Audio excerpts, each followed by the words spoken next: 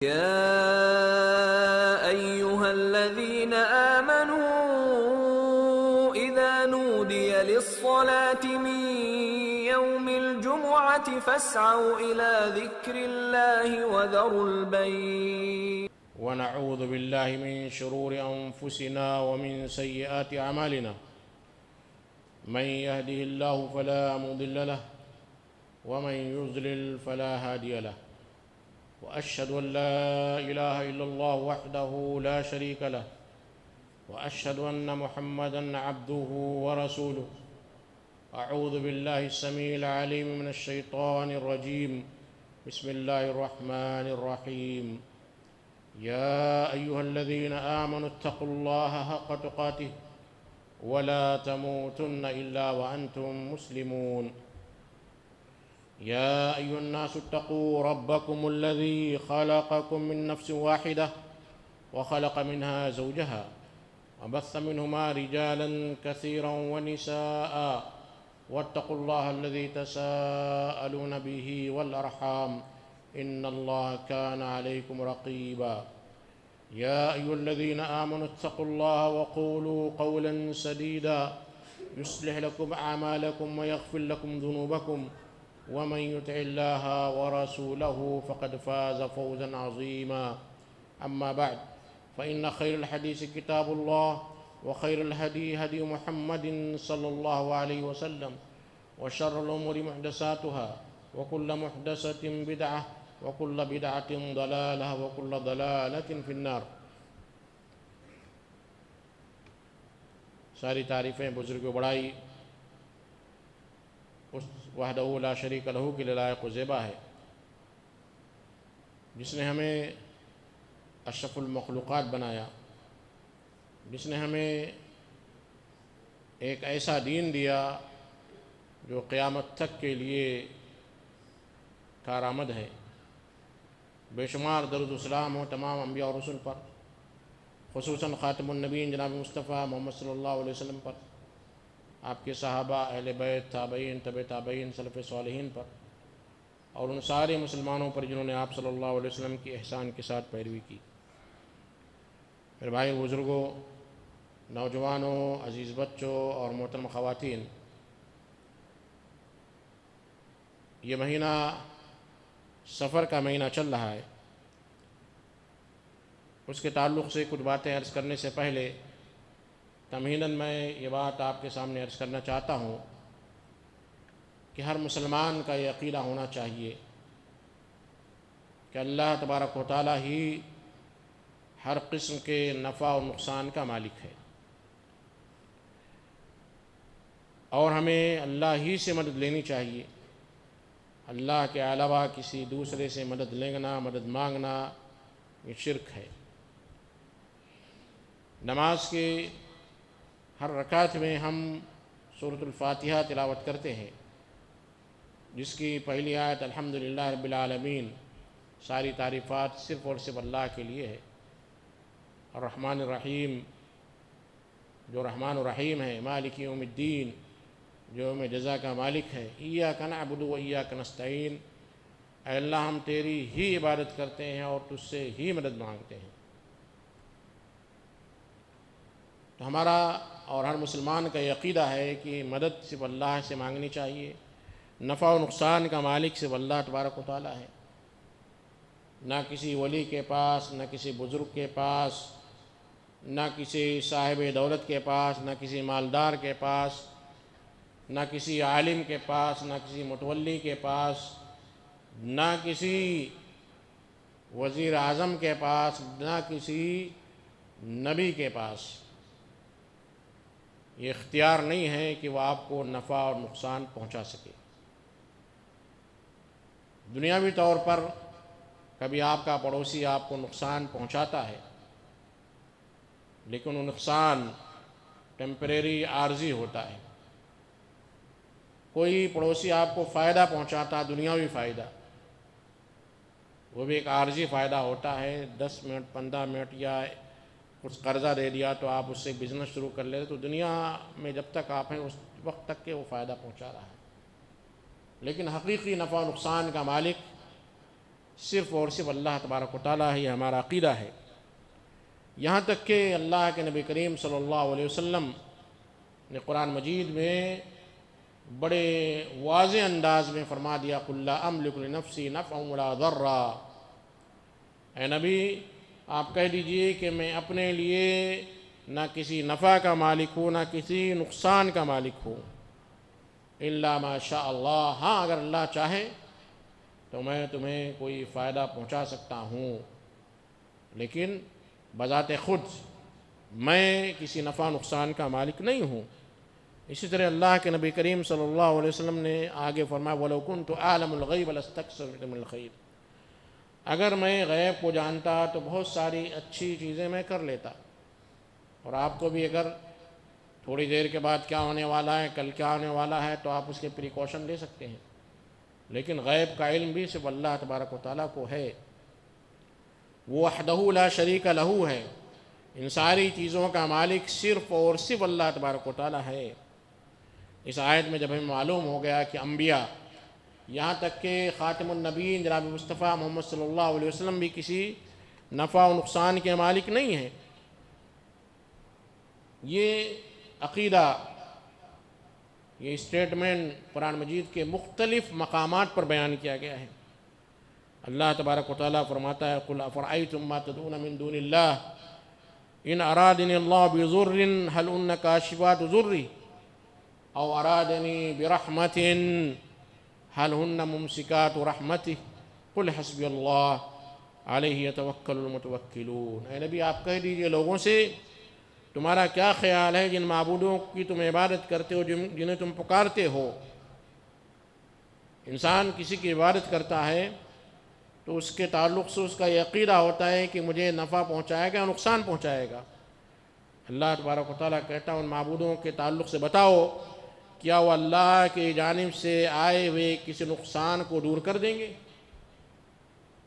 سیلاب آتا ہے، زلزلے آتے ہیں، انسان بیمار ہوتا ہے، مصیبت میں گرفتار ہوتا ہے، تو کیا کرتا ہے؟ اللہ سے دعا کرتا ہے۔ جس کی انسان عبادت کرتا ہے اللہ کو چھوڑ کر، عقیدہ تو رکھتا ہے لیکن جب پریشان ہو جاتا ہے فَإِذَا رَكِبُوا فِي الْفُلْكِ دَعَوُا اللَّهَ مُخْلِصِينَ لَهُ الدِّينَ، جب سمندر میں وہ سوار ہوتے ہیں اور تیز موج آتی ہے وَغَشِيَهُم مِّن كُلِّ جانب، اور موت چاروں طرف سے گھیر لیتی ہے، تو اس وقت انسان صحیح عقیدے پر آ جاتا ہے اور اسے احساس ہو جاتا ہے کہ ان موجوں کے تھپیڑوں کے بیچ میں ایک ہی ذات ہے، اللہ جو انہیں بچا سکتا ہے۔ اسی طرح آپ کہہ دیجئے کہ اگر اللہ مجھے کوئی رحمت پہنچانا چاہتا ہے، کوئی فائدہ دینا چاہتا ہے، هَلْ هُنَّ مُمْسِكَاتُ رَحْمَتِي، کیا وہ میرے رحمت کو روک لیں گے؟ کہہ دیجئے حسبی اللہ، میرے لیے اللہ کافی ہے، اور اسی پر بھروسہ کرنے والے بھروسہ کرتے ہیں۔ اسی طرح ایک دوسری آیت میں اللہ تبارک و تعالیٰ فرماتا ہے مَا يَفْتَحِ اللَّهُ لِلنَّاسِ مِن رَحْمَةٍ فَلَا مُمْسِكَ لَهَا وَمَا يُمْسِكُ فَلَا مُرْسِلَ لَهُ مِن بَعْدِهِ وَهُوَ الْعَزِيزُ الْحَكِيمُ۔ اللہ جو لوگوں کے لیے رحمت کے دروازے کھولتا ہے، کیا اسے کوئی روک سکتا ہے؟ اور جب اللہ رحمت کو روک لیتا ہے تو کیا کوئی اس رحمت کو دے سکتا ہے، جاری کر سکتا ہے؟ نہیں، اللہ ہی عزیز و حکیم ہے، غالب ہے، حکمت والا ہے۔ اسی طرح اور آگے چونکہ عقیدہ بڑی آسانی سے لوگوں کے دلوں میں سرایت کر جاتا ہے، گھس جاتا ہے، اس لیے مختلف آیتوں میں چند آیتیں آپ کے سامنے ذکر کر رہا ہوں۔ وَلَا تَدْعُ مِن دُونِ اللَّهِ مَا لَا يَنفَعُكَ وَلَا يَضُرُّكَ فَإِن فَعَلْتَ فَإِنَّكَ إِذًا مِنَ الظَّالِمِينَ، اور اللہ کو چھوڑ کر کسی دوسرے کو مت پکارو جو نہ تمہیں نفع پہنچا سکتا ہے نہ نقصان پہنچا سکتا ہے۔ اگر آپ نے ایسا کیا تو آپ ظالموں میں سے ہو جائیں گے۔ وَإِن يَمْسَسْكَ اللَّهُ بِضُرٍّ فَلَا كَاشِفَ لَهُ إِلَّا هُوَ وَإِن يُرِدْكَ بِخَيْرٍ فَلَا رَادَّ لِفَضْلِهِ، اگر اللہ تمہیں کوئی نقصان پہنچانا چاہے تو کوئی اس نقصان کو دور نہیں کر سکتا ہے، رد نہیں کر سکتا ہے، اور اگر اللہ تمہیں کوئی رحمت، کوئی فائدہ پہنچانا چاہے تو اس کے فضل کو کوئی روک نہیں سکتا ہے۔ یصیب بہ من یشاء من عبادہ، اللہ جسے چاہتا ہے اسے رحمت سے نوازتا ہے، جسے چاہتا ہے اللہ تبارک و تعالیٰ اسے آزماتا ہے۔ وہ الغفور الرحیم۔ اور یہ بھی یاد رکھ لیے کہ اگر اللہ ہمارے ہر کرتوت پر ہمیں آزماتا، ہمیں تکلیف پہنچاتا، تو ہم اس دنیا میں سانس لینے کے قابل بھی نہیں ہوتے۔ اللہ عزیز ہے، رحیم ہے، غفور الرحیم ہے، معاف کرنے والا ہے۔ ما اصاب من مصیبت فبما کسبت ایدیکم ویعفو عن کثیر۔ اللہ تبارک و تعالیٰ فرماتا ہے اس دنیا میں آپ کو جو بھی پریشانیاں، جو بھی تکلیف، جو بھی مصیبت پہنچتی ہے، وہ ہمارے کرتوت، ہمارے اعمال کی بدولت ہے۔ ویعفو عن کثیر، اور اللہ بہت ساری ہماری کرتوت کو، ہمارے بدعمالیوں کو، ہمارے گناہوں کو اللہ معاف کر دیتا ہے۔ یہ تمہید تھی کہ ہمیں یہ عقیدہ رکھنا چاہیے کہ نہ تو کوئی وقت ایسا ہے، نہ کوئی مہینہ ایسا ہے، نہ کوئی پرسنالٹی ایسی ہے، نہ کوئی چیز ایسی ہے جو ہمیں فائدہ پہنچا سکتی ہے، نقصان پہنچا سکتی ہے، سوائے اللہ تبارک و تعالیٰ کے۔ اللہ تبارک و تعالیٰ نے اسی لیے حدیث قدسی میں آتا ہے کہ اللہ تبارک و تعالیٰ فرماتا ہے کہ سن لو، اگر ساری مخلوق تمہیں فائدہ پہنچانے پر اتر آئے، لم ينفعوک بشیء الا ما کتبہ اللہ لک، آپ کو اتنا ہی فائدہ پہنچا سکتے ہیں جتنا اللہ نے تمہاری قسمت میں، تمہاری تقدیر میں لکھ دیا ہے۔ اگر سارے کے سارے انسان اور جنات مل کر کسی کو نقصان پہنچانا چاہیں، لن یضرک بشیء، کوئی نقصان نہیں پہنچا سکتے، الا بشیء قد کتبہ اللہ لک۔ ہاں، اللہ نے ہماری قسمت میں، ہماری تقدیر میں، ہمارے مقدر میں، ہمارے نصیب میں جو لکھ دیا ہے اتنا نقصان ہوگا۔ اور یہی وجہ ہے کہ مسلمانوں کی اکثریت الحمدللہ اللہ تبارک و تعالیٰ ہی سے مانگتی ہے، اللہ ہی کو نفع و نقصان کا مالک سمجھتی ہے۔ ہاں، زمانے جاہلیت کے کچھ اعمال مسلمانوں میں بھی پائے جاتے ہیں، اور جب بھی ایسا کوئی مہینہ آتا ہے، ایسا کوئی وقت آتا ہے، اور خصوصاً جب ہم کسی غیر مسلم معاشرے میں رہتے ہیں یا ایسی سوسائٹی میں رہتے ہیں جو سوسائٹی بدشگونی کا شکار ہے، بدفعلی کا شکار ہے، اور وہ دنیا کی ہر معمولی سے معمولی چیزوں سے بھی ڈرتا ہے، معمولی سے معمولی چیزوں کی بھی عبادت کرتا ہے، تو دھیرے دھیرے یہ چیزیں مسلمانوں کے اندر بھی سرایت کر جاتی ہیں، مسلمانوں کے اندر بھی یہ چیزیں داخل ہو جاتی ہیں۔ زمانے جاہلیت میں بھی ایسے ہی تھا۔ کفار مکہ سفر کے مہینے کو برا مانتے تھے، اور اسی طرح بدشگونی کا اور بہت سارے اعمال تھے۔ زمانے جاہلیت میں جب کوئی شخص سفر کے لیے نکلتا، ارادہ کرتا، تو ایک پرندہ جو ہے اسے چھوڑتا تھا۔ اگر وہ دائیں جانب جاتا تو کہتا کہ ہاں چلو میرا سفر مبارک ہوگا، اور وہ سفر پر نکل پڑتا۔ اور اگر پرندہ بائیں جانب اڑنے لگتا تو وہ سفر سے رک جاتا اور یہ تصور کرتا کہ یہ سفر میرے لیے مناسب نہیں ہے۔ تو اسی لیے اللہ کے نبی کریم صلی اللہ علیہ وسلم نے بڑے پیارے انداز میں فرمایا، لا عدوى ولا طیرۃ ولا حامۃ ولا سفر۔ لا عدوى، کوئی متعدی بیماری نہیں ہے، حدیث ہے، لیکن لوگ کہتے متعدی بیماری ہے، اور میڈیکل سائنس اس چیز کو مانتی ہے، میڈیکل سائنس اس چیز کو مانتی ہے کہ متعدی بیماری ہے، ایک بیماری جو ہے دوسرے شخص کو بیمار کرتی ہے، اور یہ فیکٹ ہے، حقیقت ہے۔ لیکن حدیث میں جو لفظ آیا لا عدوى، کوئی متعدی بیماری نہیں، اس کا مفہوم کیا ہے؟ اس کا مفہوم یہ ہے کہ کوئی بیماری بنفس نفیس بذات خود متعدی نہیں ہے۔ ہاں، اس کے اسباب ہیں، جس اسباب کی بنا پر بیماری جو ہے پھیلتی ہے، اور دوسرے حدیثوں سے بات ثابت بھی ہے۔ اللہ کے نبی کریم صلی اللہ علیہ وسلم نے فرمایا کہ اگر کسی شہر میں طاعون، پلیگ پھیل جائے تو اس شہر کے لوگ شہر سے باہر نہ جائیں، کیونکہ باہر جائیں گے تو وہ دوسرے شہر میں وہ بیماری پھیلا دیں گے۔ اور باہر کے لوگ اس شہر میں نہ جائیں، کیونکہ اگر باہر کے لوگ اس شہر میں جائیں گے تو بیماری کا اثر ان پر ہو جائے گا، انفیکشن ہو جائے گا۔ لیکن تصور کیجئے کہ پہلا شخص جسے طاعون پلیگ ہوا اسے کہاں سے آیا؟ یہ حدیث کا مفہوم کہ حقیقت میں ہمارا یہ عقیدہ ہونا چاہیے کہ بیماری، متعدی بیماری بذات خود متعدی نہیں ہے، اللہ نے اس میں وہ انفیکشنز رکھے ہیں، انفیکشن کی وجہ سے بیماری متعدی ہو جاتی ہے، ورنہ اگر متعدی بیماری ہوتی تو پہلا شخص جو بیمار ہوا اسے وہ بیماری کہاں سے آئی؟ اس لیے ایک حدیث میں اللہ کے نبی کریم صلی اللہ علیہ وسلم کے پاس ایک صحابی آئے، انہوں نے کہا کہ میرے اونٹ کو خارش، کھجلاہٹ ہو رہی ہے، کھجلی ہو رہی ہے، اور یہ کھجلی فلاں جو ہے شخص کے اونٹ کی وجہ سے ہوئی ہے۔ تو آپ صلی اللہ علیہ وسلم فرمایا فمن اجرب الاول، پہلا اونٹ جسے خارش کھجلی ہوئی اسے کس نے کھجلی میں ملوث کیا، مبتلا کیا۔ اسی طرح ایک دوسری حدیث ہے فر من المجذوم فرارک من الاسد، جسے کوڑ کی بیماری ہو جاتی ہے اس سے ایسے ہی دور رہو جیسے شیر سے دور رہتے ہو۔ کیوں؟ اس لیے کہ وہ اس میں انفیکشن پایا جاتا ہے، وہ بیماری میں انفیکشن پیدا کرنے والے اللہ تبارک و تعالیٰ ہے، بذات خود وہ بیماری انفیکٹ نہیں کرتی ہے۔ یہ حدیث کا مفہوم لا عدویٰ۔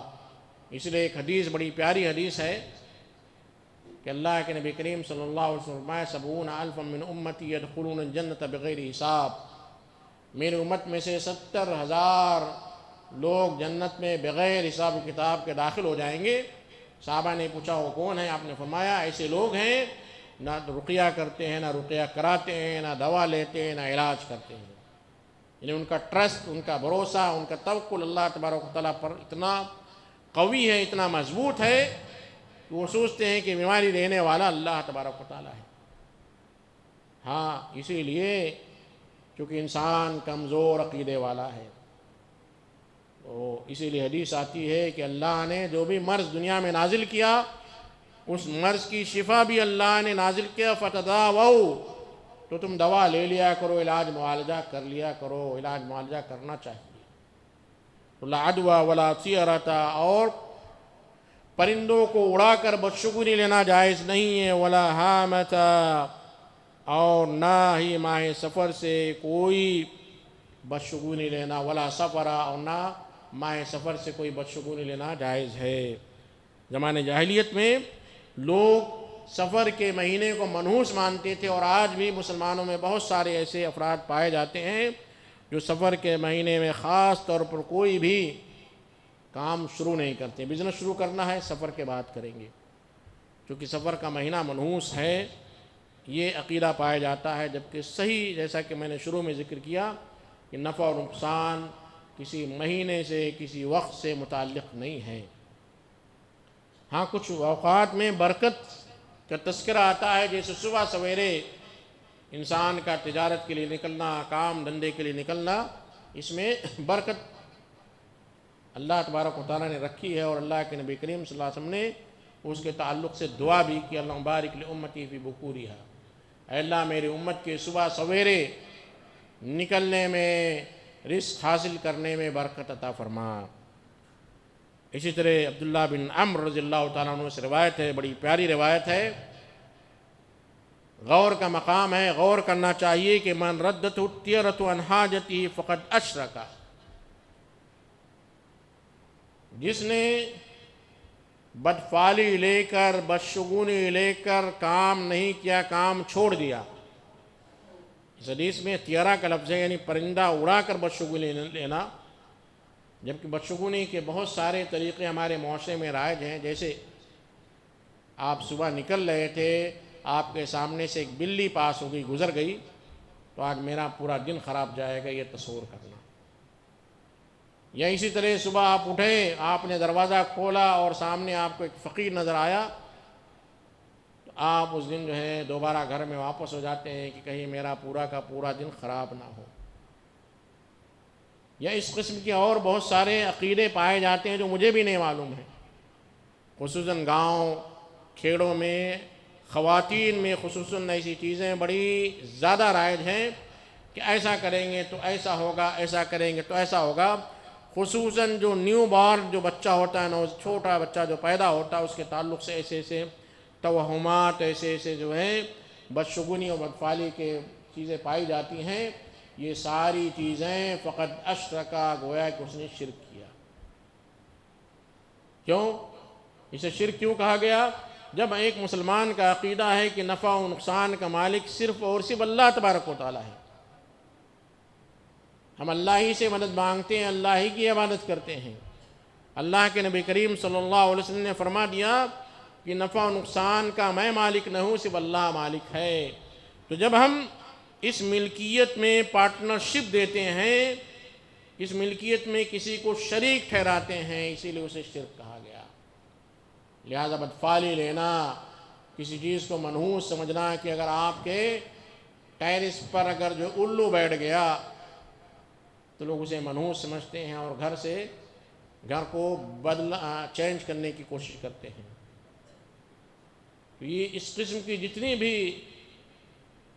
خیالات یا عقیدے ہیں یا افکار ہیں، یا تو اگر وہ ابتدائی بیسک لیول پر ہیں، یعنی انسان یہ سوچتا ہے کہ شاید ایسا ہو، شاید ایسا ہو، تو بھی یہ چیز دھیرے دھیرے جب ڈیولپ ہوتی ہے تو انسان کو شرک کے غار میں لے جا کر گرا دیتی ہے۔ موسیٰ علیہ السلام کے قوم کے بارے میں اسی بدفعلی کا تذکرہ اللہ تبارک و تعالیٰ نے کیا۔ فَإِذَا جَاءَتْهُمُ الْحَسَنَةُ قَالُوا لَنَا هَٰذِهِ، جب کوئی اچھائی آتی، کوئی فائدہ ہوتا تو کہتے ہیں ہم تو اس کے مستحق تھے، ہمیں یہ ملنا تھا۔ اب بھی ہوتا ہے، کوئی اچھا فائدہ آپ کا ہو گیا بزنس میں، ہم نے بڑی محنت کی، بڑا پیسہ لگایا، بڑا ریسرچ کیا، بڑا ایکسپیریمنٹ کیا، بڑے بڑے لوگوں سے میں نے مشورہ لیا، تجربہ حاصل کیا، اس لیے مجھے بزنس میں ترقی ملی۔ قالوا لنا هذه، تو کہتے ہیں کہ میرا ہے، میں اس کا مالک ہوں، میں نے ہی اپنی محنتوں سے حاصل کیا ہے۔ وَإِن تُصِبْهُمْ سَيِّئَةٌ، اور اگر کوئی نقصان ہوا، کوئی برائی پہنچی، کوئی تکلیف ہوئی، یہ جب سے ہمارے گھر میں بہو آئی ہے، جب سے بیٹے کا رشتہ ہوا ہے، یا بہو کہتی ہے جب سے میں اس گھر میں قدم رکھی ہوں، یا جب سے میں اس شہر میں منتقل ہوا ہوں، میں اپنے جو ہے نیٹو پلیس میں، گاؤں میں بڑے اچھے انداز میں تھا، اب میں حیدرآباد منتقل ہوا تو یہ مسئلے آنا شروع ہو گئے۔ میں اپنا مکان شفٹ کیا، میں گھر چینج کیا، تو اس کے بعد سے یہ مصیبت آنے لگی۔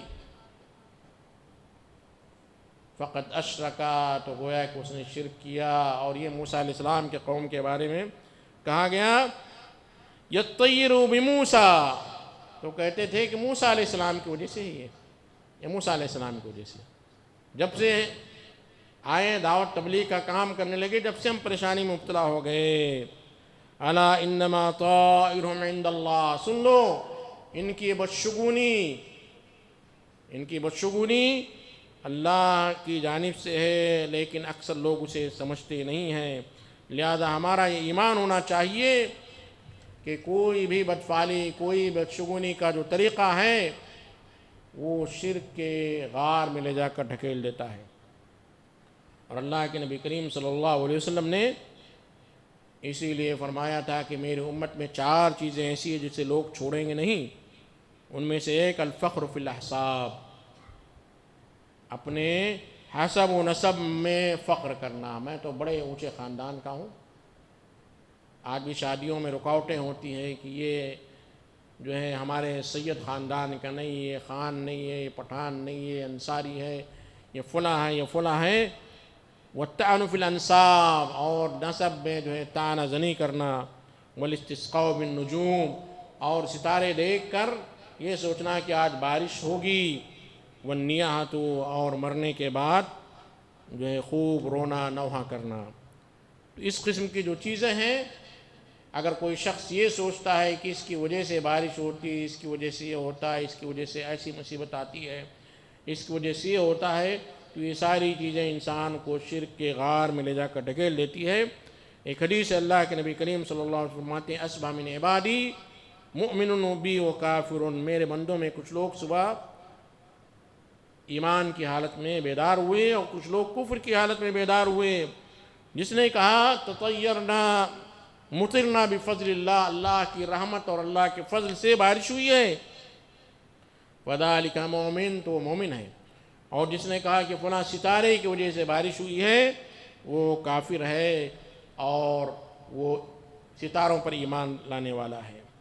میرے بھائیو، اسی طرح اللہ کے نبی کریم صلی اللہ علیہ وسلم نے بڑے واضح انداز میں فرمایا لیس منا من تطیر او تطیر له او تکہن او تکہن له او سحر او سحر له۔ سن لیجئے، ہم میں سے وہ شخص نہیں ہے جس نے بدفعلی لی، بدشگونی لی، کسی چیز کو منحوس تصور کیا کہ نحوست اس کی وجہ سے آئی ہے۔ جس نے بدشگونی لی یا جس کے لیے بدشگونی لی گئی وہ ہم میں سے نہیں ہے۔ اور جس نے کہانت کیا، کسی پامسٹ کے پاس گیا کہ میرا ہاتھ دیکھو، میرے ہاتھ کی لکیریں کیا بتا رہی ہیں۔ بہت سارے لوگ جاتے ہیں ہاتھ کی لکیریں دکھانے کے لیے ایسے شخص کے پاس جسے خود اپنے ہاتھ کی لکیروں کا علم نہیں ہوتا ہے۔ سڑک کے کسی کنارے کسی مقام پر بیٹھا ہوا پریشان حال، پھٹے ہوئے کپڑے، اور وہ بیٹھ کر آپ کی تقدیر بتا رہا ہے کہ دیکھیے آپ کے ہاتھ ایسے بتا رہے ہیں۔ جناب آپ اپنے ہاتھ کے بارے میں بتائیے کہ آپ کا ہاتھ کیا کہہ رہا ہے۔ اور بہت سارے ہمارے مسلمان اور غیر مسلم بھائی اس کہانت والے کے پاس جاتے ہیں اور پھر تقدیر معلوم کرتے ہیں۔ اور سحرا اور سحر لہو، کسی نے جادو کیا ہے، کسی کے لیے کسی شخص نے جادو کرایا، تو میرے بھائیو لیس منا، ہم میں سے نہیں ہے۔ لہذا ہمارا یہ عقیدہ ہے کہ نفع و نقصان کا ٹوٹلی مالک صرف اور صرف اللہ تبارک و تعالیٰ، اللہ کے علاوہ کوئی بھی ذات اس دنیا میں، نہ نبی، نہ رسول، نہ کوئی ولی، نہ کوئی بزرگ، نہ کوئی مالدار، نہ کوئی حیثیت والا، نہ کوئی کارپوریٹر، نہ کوئی ایم ایل اے، نہ کوئی ایم پی، نہ کوئی سی ایم، کسی بھی قسم کا نقصان نہیں پہنچا سکتا ہے۔ اور اگر یہ عقیدہ ہے تو حقیقی معنوں میں ہم مسلمان ہیں۔ اگر ہم کسی کے تعلق سے یہ تصور کرتے، عقیدہ رکھتے کہ بڑا طاقتور ہے، ہمیں نقصان پہنچا دے گا، لہذا اس سے بچیں۔ دنیاوی طور پر اگر ایسا عقیدہ ہے تو کوئی بات نہیں، لیکن اگر انسان حقیقی معنی میں سوچتا ہے کہ یہ مجھے نقصان پہنچا سکتا ہے، اگر اللہ نے نہیں بھی لکھا ہے، تو ایسی صورت میں ہم شرک کے دائرے میں داخل ہو جاتے ہیں۔ اللہ سے دعا ہے کہ اللہ تبارک و تعالیٰ ہمیں ہر قسم کے شرک سے بچائے، صغیرہ، چھوٹا شرک، بڑا شرک، اصغر اور اکبر شرک کے جو راستے، ان ساری چیزوں سے اللہ تبارک و تعالیٰ ہمیں بچائے۔ اقول قولی ھذا واستغفر اللہ لی ولکم ولسائر المسلمین من کل ذنب فاستغفروہ انہ هو الغفور الرحیم۔